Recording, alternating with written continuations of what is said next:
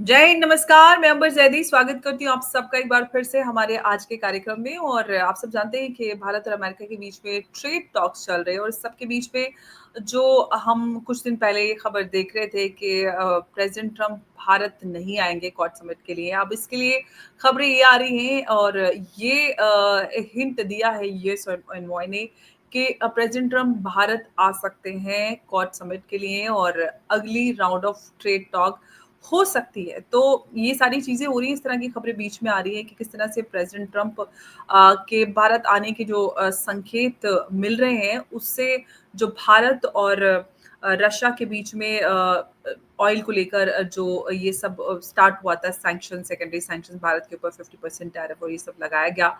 बीच में आप ये देख रहे हैं कि जो यूएस कॉमर्स सेक्रेटरी है लूटनिक, उनका ये भी स्टेटमेंट है, वो कहते हैं कि ट्रेड टॉक्स जो हैं वो आगे बढ़ेंगी अगर भारत रशिया से ऑयल खरीदना बंद कर देता है। लेकिन जैसे कि मैंने यूएस एनवॉय की बात की, उन्होंने कहा है कि प्रेसिडेंट ट्रम्प भारत आ सकते हैं। लेकिन इस सब के बीच में एक और बड़ा अपडेट है, वो ये कि एक तरफ तो भारत और अमेरिका के बीच में ट्रेड टॉक्स चल रहे हैं और सेकेंडरी सैंक्शन और बात काफ़ी सर से ऊपर तक है, लेकिन दोनों ही देशों के बीच में पीछे से मिलिट्री एक्सरसाइज़, सबसे बड़ी मिलिट्री एक्सरसाइज़ चल रही है। तो मतलब क्या कुछ चल रहा है, इसको डिटेल में समझेंगे।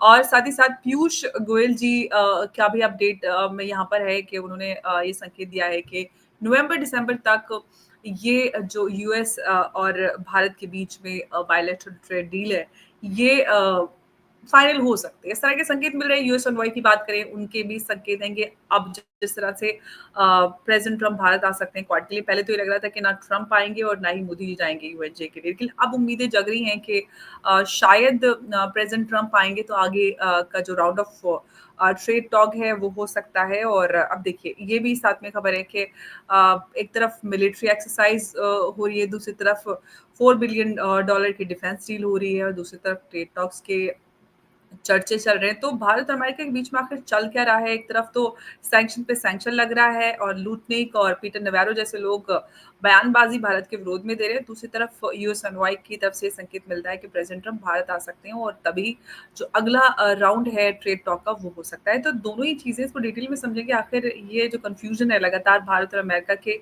संबंधों को लेकर जो बना हुआ है, इसको कैसे देखा जाना चाहिए? काफ़ी अजीब-सी परिस्थिति बनती जा रही है। उमेश जी से समझेंगे। उमेश जी, बहुत-बहुत स्वागत है आपका। जय हिंद, नमस्कार।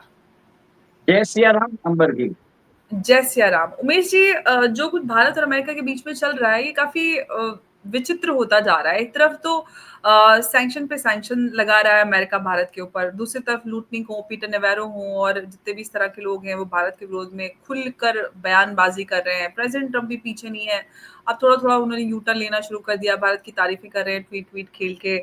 और एक तरफ ये सब गेम चल रहा है, दूसरी तरफ मिलिट्री एक्सरसाइज़ हो रही है दोनों देशों के बीच में सबसे बड़ी, और $4 बिलियन की डील हो रही है, डिफेंस डील। आखिर ये पूरी सिचुएशन कैसे समझें? क्या कुछ चल रहा है भारत और अमेरिका के बीच में? देखिए अंबर जी, ये बात हमने 2 दिन पहले ही बोल दी थी कि जब मीडिया रिपोर्ट्स आई थी कि ट्रम्प से शायद मुकेश अंबानी मिल सकते हैं और ये मीटिंग उनकी सुपुत्री अ, इवानका ट्रम्प अरेंज करा रही है। मैंने उसी दिन बता दिया था कि ये पीटर नवारो है, टुटनिक है, भले ही हैसनेट है, ये सब जो व्हाइट हाउस के ऑफिशियल्स है, ये सब नौकर है। मुकेश अंबानी का डायरेक्ट तार है इवानका ट्रम्प के साथ, जो उनके बेटे अनंत अंबानी के प्री वेडिंग सेलिब्रेशन में आई थी। और मैंने उस दिन भी बताया था कि वर्ल्ड के सबसे बड़ा जो हेज फंड है ब्लैक रॉक, उसके साथ जियो का अभी टाई अप हुआ है। Business interest are very much important. In fact इसका business corporation run the policies of the country also. और आज की डेट में ब्लैक रॉक के पास जो $11 ट्रिलियन का असेट्स अंडर मैनेजमेंट है, उसको उसको रिटर्न्स भी देने की जरूरत है। ये सब स्टेटमेंट्स के कारण क्या होता है, ट्रेड टाइज खत्म हो जाते हैं। अब उसको बचाना भी जरूरी है। देखिए, जहां तक मुझे समझ में आता है, ये जो काम है ये सऊदी अरेबिया ने कराया था, क्योंकि 2022 में बाइडेन और सऊदी अरेबिया के मोहम्मद बिन सलमान के बीच में फ्रिक्शन बहुत था। और उसी समय बाइडेन ने बोला था भारत को कि आप रशिया से तेल लो ताकि सऊदी को वीकन किया जाए। अदनान जो खशोगी है, उसको उन्होंने एक तरह से मरवा दिया था। सऊदी इंटेलिजेंस में। तो कहीं ना कहीं अमेरिका का ये एक तरह से जो शिफ्ट हुआ है, ये हुआ है after Trump is coming. Trump के जो दामाद है जेरेड कुशनर, उनके प्राइवेट इक्विटी फंड में इन्होंने इन्वेस्ट किया था, सऊदी के इन्वेस्टमेंट फंड ने इन्वेस्ट किया है। तो एक तरह से जो बता रहे हैं कि आर्म ट्विस्टिंग करने की कोशिश कर रहा था सऊदी अरेबिया, और कहीं ना कहीं इससे अमेरिकन बिजनेस कॉरपोरेशन को फर्क पड़ रहा था।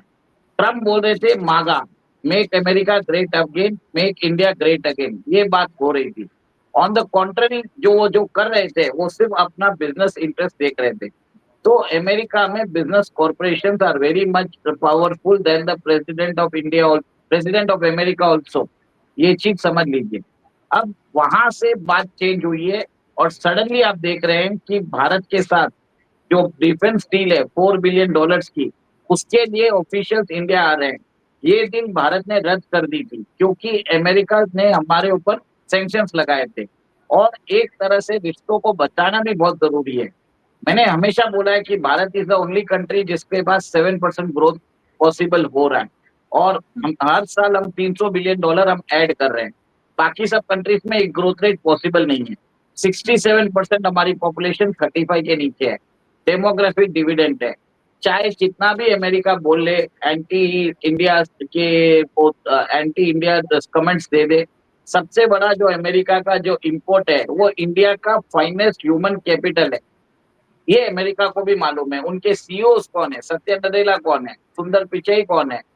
तो ये सब चीज आपको समझना पड़ेगा कि अमेरिका को मालूम है ट्रेड रिलेशनशिप बढ़िया रहा तो ही हम एक तरह से आगे बढ़ सकते हैं। बीच में जब हम देख रहे थे ये सब प्रॉब्लम चल रहे थे, अलास्का में इंडिया और अमेरिका के बीच में लार्जेस्ट मिलिट्री एक्सरसाइजेस हुआ है। तो कहीं ना कहीं आप ये समझ लीजिए, पीछे से लोग एक तरह से इस रिलेशनशिप को बचाने के लिए they were actually doing something behind the doors. नहीं तो ये मिलिट्री एक्सरसाइज भी रद्द हो जाती। इतना स्टेटमेंट्स के बावजूद ये ये एक तरह से ऑन शेड्यूल हुई है। तो कहीं ना कहीं मुझे लगता है कि अमेरिका में जो बिजनेस कॉरपोरेशन है और भारत के अंदर जो बिजनेस कॉरपोरेशन है, उन्होंने कहीं ना कहीं ट्रम्प एडमिनिस्ट्रेशन के अंदर एक प्रेशर बनाया है, जिसके कारण नॉर्मल सी आ गई है रिलेशनशिप में। सरगट डियोर ने यहाँ तक बोल दिया कि ट्रम्प शायद क्वाड समिट के लिए भारत भी आ सकते हैं, और वो मोदी जी से बात करेंगे। क्वाड समिट को रिवाइव करने की बात चल रही है, जो डोनाल्ड ट्रंप ने क्वाड समिट के लिए भारत में आना इनकार कर दिया था। ये देखिए, this is a turn around. Bharat को भी जो चाहिए था वो मिल गया, और अमेरिका को भी समझ में आ गया कि अमेरिकन इंटरेस्ट के लिए भारत खड़ा है, पर ट्रम्प के फैमिली इंटरेस्ट और ट्रम्प के इलेक्टोरल इंटरेस्ट के लिए हम नहीं खड़े हैं। MAGA and MIGA are still there, but ऐसा है कि इसमें ट्रम्प जो अपना फैमिली इंटरेस्ट लगा रहे हैं पाकिस्तान क्रिप्टो काउंसिल के साथ, वो एक तरह से करार करके, तो वो भी एक तरह से इंटेंस मीडिया स्क्रूटिनी में आ चुका है। अमेरिका में बोला जा रहा है this is a conflict of interest, यहाँ पे वेरियस क्वार्टर से आ चुका है। अब देखिए, जब लोग ज्यादा बोलना चालू होते हैं ना, तब चुपचाप मुंह बंद करके आपको सरेंडर हो जाना चाहिए। तो कहीं ना कहीं ट्रम्प का ये पर्सनल सरेंडर है फॉर मोदी जी। अमेरिका और इंडिया के बीच में जो रिलेशनशिप है, दिस हैज ब्लॉसम्ड आउट। इसका मतलब ये है कि कोई कटल करने की भी कोशिश करे तो नहीं होगा। कल मैंने बोला भी था आपको, नासा और इसरो के बीच में आज भी करार चल रहा है निसार के ऊपर। अगर इतना ही रहता, रिलेशनशिप इतना ही खराब होता, तो इसको भी हम खत्म कर देते। बट दोनों नेशंस के बीच में हिस्टोरिकल टाइप्स है। यहाँ से 50 लाख लोग भारत के जो है अमेरिका में काम कर रहे हैं, और Indians are 1.5% of the population, और 6% वो टैक्स भरते हैं। सेकेंड सबसे बड़ी चीज है कि इंडिया ने विक्ट्री परेड में चाइना के साथ नहीं खड़ा था। तो विक्ट्री परेड में चाइना ने डायरेक्ट चैलेंज किया अमेरिका को। तो ये अमेरिकन सिक्योरिटी एस्टेब्लिशमेंट जो स्टेट डिपार्टमेंट है, इसने उसको बहुत सीरियसली लिया है। और उसी के बाद आप देखिए कि नेपाल के अंदर रेजिम चेंज हुआ, जिस हिसाब से नेपाल जो है दोनों कंट्री के बॉर्डर में है, और वहां पे केपी ओली चाइनीज स्टूज है, वहां पे हुआ। इंडोनेशिया में चल रहा है, और अभी म्यांमार में भी हम क्या कर रहे हैं, हम कचिन लिबरेशन आर्मी के साथ हम वहाँ पे रेयर अर्थ मिनरल्स की बात कर रहे हैं। मैंने आपको पहले भी बोला था कि वहाँ पे जो रेयर अर्थ मिनरल्स है वो हाई रेयर अर्थ मिनरल्स है। डायोस्प्रियम और टेरेबियम करके दो हाई रेयर अर्थ एलिमेंट्स है, जिसको यूज करता है अमेरिका अपने F-35 बनाने के लिए। एक F-35 बनाने के लिए 417 किलो ऑफ डायोस्प्रियम लगता है, और ये पूरा म्यांमार में है। वहां पे भारत ने कचिन जो लिबरेशन आर्मी है उनके साथ बातचीत करना चालू कर दी है। देखिए ये रेबल ग्रुप है, this is not a sovereign country का कोई ट्रेड रिप्रेजेंटेटिव नहीं है। फर्स्ट टाइम ऐसा हो रहा है कि India is now negotiating with the terrorist group of Myanmar, फिर भी अपने स्ट्रेटेजिक इंटरेस्ट के लिए। इसमें फायदा किसको होगा? जापान को होगा, अमेरिका को होगा। तो ये अब क्या होगा, हम और उधर से लेके आएंगे म्यांमार में, रिफाइनिंग करेंगे इंडिया में, और जापान हमको टेक्नोलॉजी देगा और हम ये और हमारे लिए भी यूज करेंगे और अमेरिका और जापान को भी देंगे। This is a new axis which is coming up. तो ये समझने वाली बात है। अल्टीमेटली वर्ल्ड के अंदर सप्लाई चेन को दुरुस्त करने की जरूरत है, और भारत ने जिस हिसाब से हमें लग रहा था कि चाइना के साथ हमें फायदा होगा, वैसा कुछ हुआ नहीं है। क्योंकि चाइना ने अभी भी वो जो रेयर अर्थ मिनरल्स है उसने भले ही बोला है, पर वहां पे पोर्ट पे वो अलाउ नहीं कर रहा है। फर्टिलाइजर शिपमेंट्स अलाउ नहीं कर रहा है। देखिए ऑफिशियल बैन नहीं है, पर वहां पे क्लियरेंस नहीं दिया जा रहा है। और पाकिस्तान के साथ भी वो अपने एक तरह से रिलेशनशिप वो एक तरह से वो हेज करके रखा है। तो इंडिया ने भी अपना जो है जो ऑप्शन है बना के रखा है, और चाइना को भी एक तरह से बता दिया कि हम दोनों जगह रह सकते हैं। हम तुम्हारे कैंप में भी नहीं है, ना हम अमेरिकन कैंप में। हम जहां पे रहेंगे, हमारा इंटरेस्ट होगा तो हम रहेंगे तुम्हारे साथ, नहीं तो हम चुपचाप बैठ जाएंगे।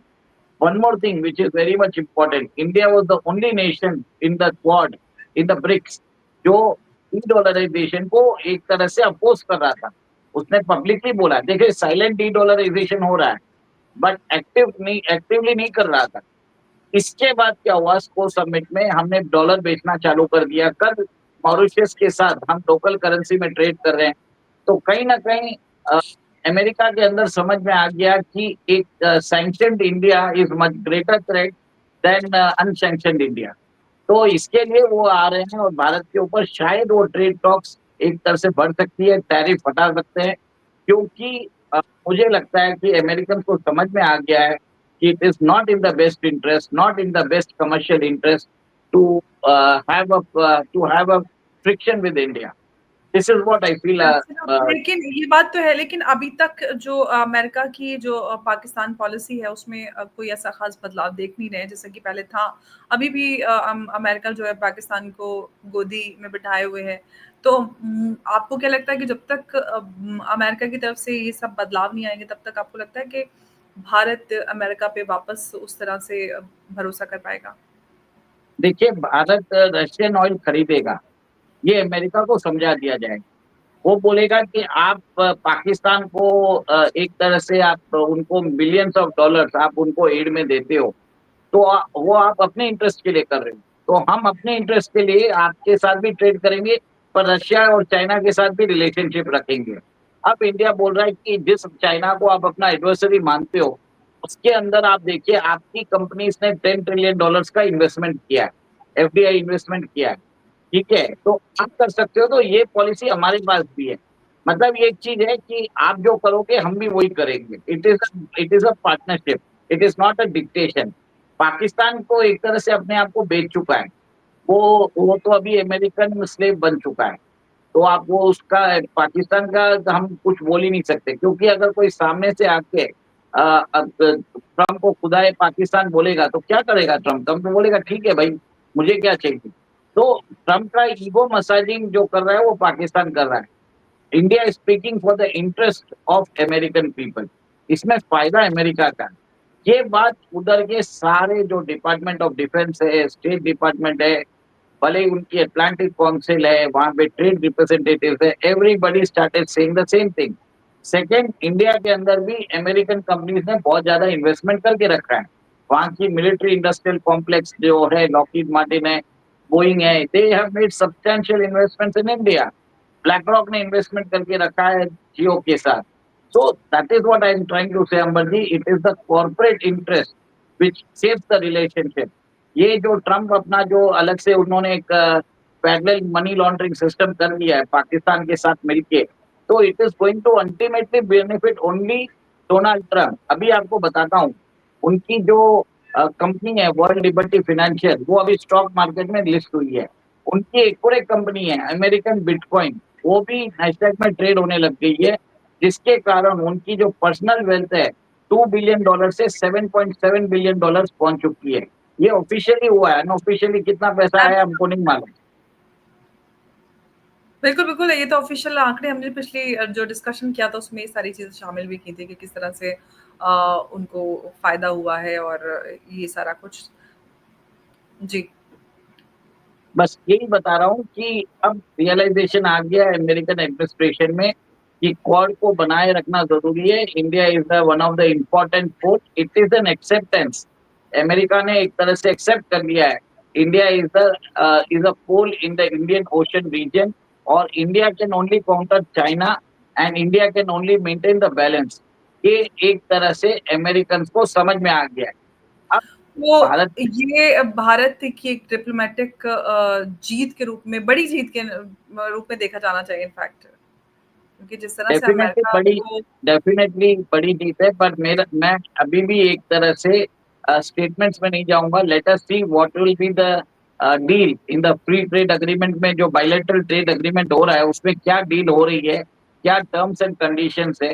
लेट्स नॉट गेट, हम एक तरह से वो जीत की बात वो सब अभी नहीं कर सकते। नहीं, मैं तो उस तरह से नहीं कह रही, मैं कोई बड़ी बातें नहीं कर रही। कहने का मतलब जो अब तक नज़र आ रहा है सरफेस पे, उसी के आधार पर अगर हम एक ऐसा नहीं कि अब मैं कोई इस तरह की लाइन्स यूज़ करूँ कि घुटनों पर ट्रम्प को ले आया, ट्रम्प ने माँगी माफ़ी and all that. No, but नहीं, इन रियल सेंस एक डिप्लोमैटिक विन भारत के लिए बहुत बड़ी विन है।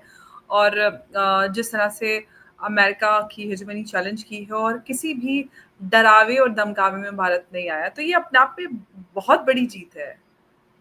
नहीं, डेफिनेटली आपकी बात सही है, उस हिसाब से बड़ी जीत है। बट मेरा ये है कि ऑनगोइंग ट्रेड टॉक्स है, अब ये कैसे एक तरह से आगे जाता रहेगा, लेट्स सी। एंड जीत तब मानूंगा जब अमेरिका हमारे ऊपर टैरिफ हटाएगा, जो उन्होंने 25% एडिशनल लगाया, और 25% टैरिफ को कितना कम करता है, क्वांटम कितना कम करता है, we have to see that. अभी तक पाकिस्तान के ऊपर 19% है और शायद बांग्लादेश के ऊपर 20% है। तो कहीं न कहीं मेरा मानना ये है कि let's see what will be the terms of the bilateral trade agreement, then let's decide whether how successful we are. बिल्कुल, और अभी तो इसमें थोड़ा समय लगेगा क्वाड के लिए। प्रेज़िडेंट ट्रम्प भारत आ सकते हैं, इस तरह के संकेत मिल रहे हैं और ये यूएसएनवाई ने इस तरह के इशारे दिए हैं कि वो क्वाड समिट के लिए आ सकते हैं। उससे पहले लग रहा था कि क्वाड पूरी तरह से डेड हो रहा है, लेकिन भारत की अहमियत अमेरिका समझ चुका है और इस पूरे जियोपॉलिटिकल गेम में कि भारत जो है वो कितना इम्पोर्टेंट एलिमेंट यहाँ पर है, और भारत ने इस मज़बूती को अपनी साबित किया है। और जो ट्रेड वॉर भारत और अमेरिका के बीच में चल रही है फिलहाल, उसमें जो हमें खबरें मिल रही हैं, पीयूष गोयल जी ने भी ये संकेत दिया है कि आने वाले कुछ महीनों तक ये पूरी डील फाइनल हो सकती है, जो भारत और अमेरिका के बीच में बायलैटरल ट्रेड टॉक्स चल रही हैं और जो फिलहाल जो तनातनी बनी हुई है। इस सब के बीच में ये तो है कि भारत और अमेरिका के संबंध उतने खराब नहीं हैं जितने लोगों को लग रहे हैं, क्योंकि एक तरफ ट्रेड टॉक्स चल रहे हैं, दूसरी तरफ डिफेंस डील्स और जो मिलिट्री एक्सरसाइजेस हैं दोनों देशों के बीच चल रही है, जिससे ये साफ समझ में आता है कि बहुत देर नहीं हुई है और कुछ डिफरेंसेस हैं जो ट्रेड को लेकर हैं, वो जल्दी दूर होंगे। और जो जैसे कि उमेश जी ने कहा कि अब देखते हैं कि ट्रेड डील में क्या होता है, उसके हिसाब से साबित होगा कि वैसे हार जीत तो क्या ही, लेकिन ये है कि इम्पोर्टेंट और पुराने पार्टनर्स हैं, तो किसी ना किसी टर्म पे आकर ठहरेंगे और फिर सब कुछ वापस पहले की तरह हो जाएगा, इस तरह की हम उम्मीद करते हैं, क्योंकि भारत किसी से भी कोई दुश्मनी नहीं रखता और किसी से भी संबंध खराब नहीं करता। यूएस तो फिर भी पुराना दोस्त है। उमेश जी कुछ और ऐड करना चाहते हैं बिफोर आई बस क्लोज इतना दिस? ही है अमर जी, आपकी बात सही है कि भारत और अमेरिका के बीच में ट्रेड डील जो है वो एक तरह से आगे बढ़ेगी तो नहीं बात, अब ये खाई है उसको भरने की बात होगी। ट्रस्ट डेफिसिट जो है उसको ट्रस्ट को रिस्टोर किया जाएगा। Let's see how it goes forward. बातचीत बहुत होती है, मीडिया पोस्टिंग बहुत होती है, पीछे की पॉलिटिक्स अलग चलती है। Let us see what is going on. जी, बिल्कुल। उमेश जी, बहुत-बहुत आपका धन्यवाद हमारे साथ आज की इस चर्चा में जुड़ने के लिए। नमस्कार, जय हिंद, जय भारत। जय श्री राम। जय सिया राम उमेश जी।